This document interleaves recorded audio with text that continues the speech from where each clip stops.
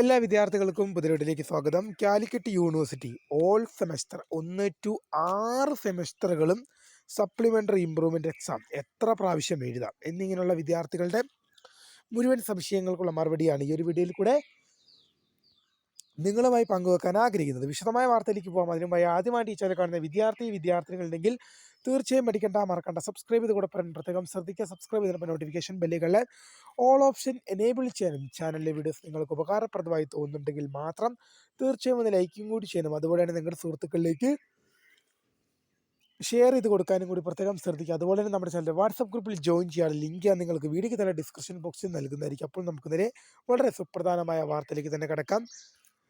നമ്മൾ ഏതൊരു സെമസ്റ്റർ പരീക്ഷയുടെ കാര്യമെടുത്താലും പല വിദ്യാർത്ഥികൾക്കും ഒരുപാട് വിദ്യാർത്ഥികൾ ചോദിക്കുന്നതായ ഒരു സംശയം തന്നെയാണ് എത്ര പ്രാവശ്യം സപ്ലിമെൻ്ററി ഇംപ്രൂവ്മെൻ്റ് പരീക്ഷ എഴുതാമെന്നുള്ളത്.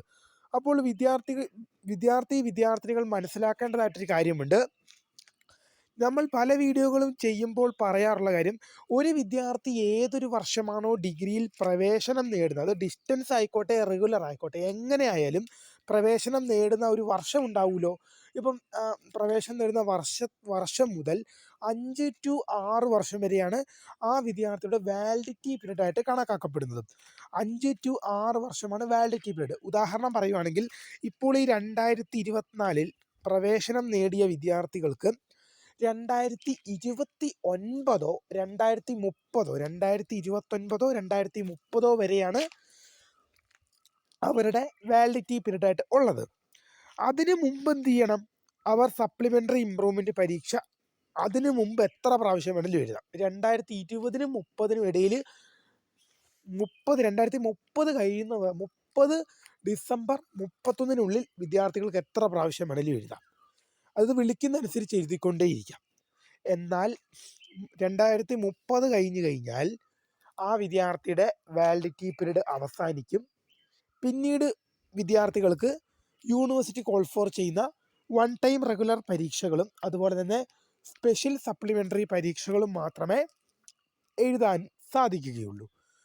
അതുകൊണ്ട് തന്നെ വാലിഡിറ്റി പീരീഡ് കഴിയുന്നതിന് മുമ്പ് തന്നെ ഏതെങ്കിലും സെമസ്റ്ററിലൊക്കെ സപ്ലി ഉണ്ടെങ്കിൽ അത് ക്ലിയർ ചെയ്ത് പോകാൻ ശ്രദ്ധിക്കുക. കാരണം ഈ യൂണിവേഴ്സിറ്റി കോൾ ഫോർ ചെയ്യുന്ന 1 ടൈം റെഗുലർ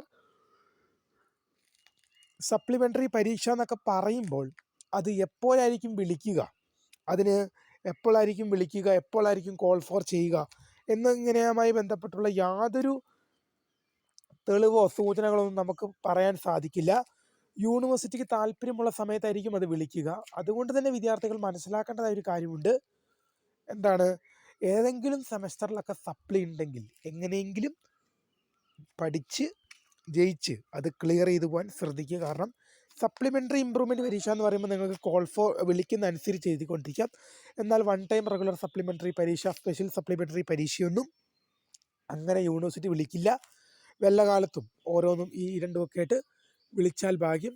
തീർച്ചയായും ഇതുമായി റിലേറ്റ് ചെയ്യുന്ന കൂടുതൽ എന്തെങ്കിലും അറിയിപ്പുണ്ട് തീർച്ചയായും നിങ്ങളിലേക്ക് അറിയിക്കാം. എന്തായാലും വിദ്യാർത്ഥികൾ മനസ്സിലാക്കുക, ഒരു വിദ്യാർത്ഥി ഏത് വർഷമാണോ ഡിഗ്രിയിൽ അഡ്മിഷൻ എടുക്കുന്നത് ആ വർഷം മുതൽ 5 to 6 വർഷം വരെ വിദ്യാർത്ഥിയുടെ വാലിഡിറ്റി പീരീഡാണ്. ആ വാലിഡിറ്റി പീരീഡിനുള്ളിൽ വിദ്യാർത്ഥികൾക്ക് എത്ര പ്രാവശ്യമാണ് സപ്ലിമെൻ്ററി ഇംപ്രൂവ്മെൻറ്റ് പരീക്ഷ നടക്കുന്നത് അതെല്ലാം അറ്റൻഡ് ചെയ്യാൻ സാധിക്കും. തീർച്ചയായും ഇതുമായി റിലേറ്റ് ചെയ്യുന്ന കൂടുതൽ അറിയിപ്പുണ്ട് തീർച്ചയായും നിങ്ങളിലേക്ക് അറിയിക്കാം. വീഡിയോ ഇഷ്ടപ്പെട്ടാൽ ലൈക്ക് ചെയ്യുക, ഷെയർ ചെയ്യുക, സബ്സ്ക്രൈബ് ചെയ്യുക. അപ്പോൾ my name is Kariya, the founder of Career Fort and the Career Garden. Thank you for watching. Bye.